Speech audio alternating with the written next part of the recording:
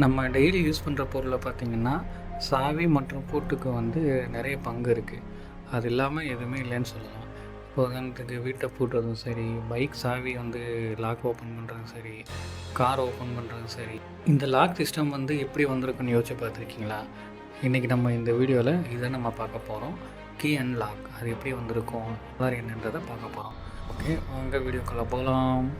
முன்னாடியெல்லாம் பார்த்திங்கன்னா lock system எப்படி இருந்துச்சு அப்படின்னா, இந்த தானியங்கள், இந்த தங்கம் இதெல்லாம் மறைச்சி வைக்கிறதுக்கு ஏதாச்சும் ஒரு கதவு, இல்லை ஏதாவது ஒரு ரகசியமாக ஏதாவது ஒரு இடத்துல தான் வச்சுட்டு இருந்திருக்காங்க. இது வந்து ரொம்ப கஷ்டமாக இருந்திருக்குன்னு சொல்லி வெறும் எப்படி சொல்கிறது, இந்த கயிறை வச்சு முன்னாடிலாம் அடைச்சி வைப்பாங்க, திறக்க முடியாதபடி. அதெல்லாம் அந்த கதவை வந்து ஈஸியாக உடைக்கிற மாதிரி அது இருக்குது.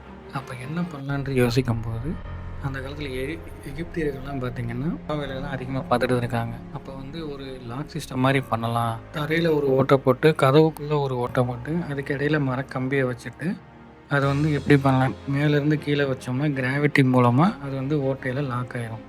அப்போ வந்து கதவு திறக்க முடியாது, பூட்ட முடியாது. அப்போ அந்த கதவு வந்து எப்படி திறக்கிறது, அதாவது கீ வந்து எப்படி செஞ்சுருக்காங்க அப்படின்னா, பக்கத்தில் ஒரு ஓட்டை மாதிரி போட்டு அதில் வந்து மர சாவி பண்ணியிருக்காங்க. அந்த கீழே இருக்கிற அந்த கம்பு, மரக்கம்புன்னு சொல்லுவாங்கள்ல, அதை வந்து தூக்கி விட்டுட்டு அப்புறம் திறக்கிற மாதிரி. இதுதான் அந்த காலத்தில் மெயினாக அதிகமாக யூஸ் பண்ணிட்டு இருந்திருக்காங்க.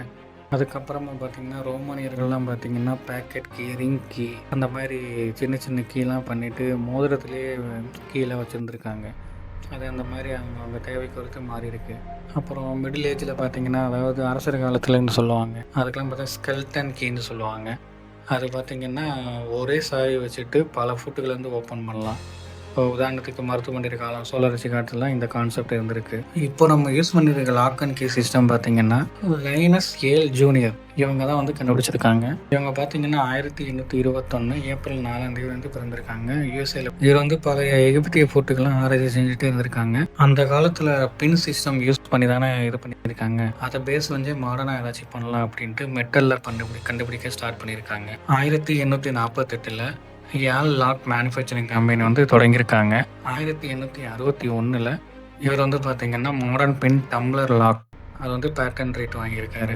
இது வந்து பார்த்திங்கன்னா இந்த ஃபுட் அண்ட் சாவி பார்த்திங்கன்னா நம்ம இப்போ யூஸ் பண்ணுறோம்ல, அந்த ஒரு பல்லுன்னு சொல்லுவோம்ல, கட்ஸ்ன்னு சொல்லலாம், அது வந்து லாக்குள்ளே போயிட்டு அதை அப்படியே பேஸ் பண்ணி அதை ஓப்பன் அண்ட் லாக் பண்ணுறதுக்கு யூஸ் பண்ணிகிட்டு இருக்காங்க. அப்புறம் பார்த்திங்கன்னா இவரோட மறைவு பார்த்திங்கன்னா 1868 47 வயசுலேயே வந்து மறைஞ்சிட்டாரு.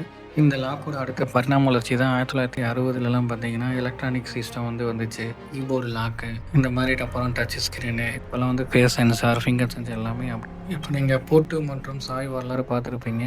இது உங்களுக்கு பயனுள்ளவோ இல்லை வந்து நீங்கள் தெரிஞ்சுக்கிட்டீங்கன்னா லைக் அண்ட் கமெண்ட் பண்ணுங்கள், ஷேர் பண்ணுங்கள், சப்ஸ்கிரைப் பண்ணிக்கோங்க மறக்காமல். அப்போ தான் அடுத்தடுத்த வீடியோ உங்களுக்கு தேடி வரும். தேங்க்யூ.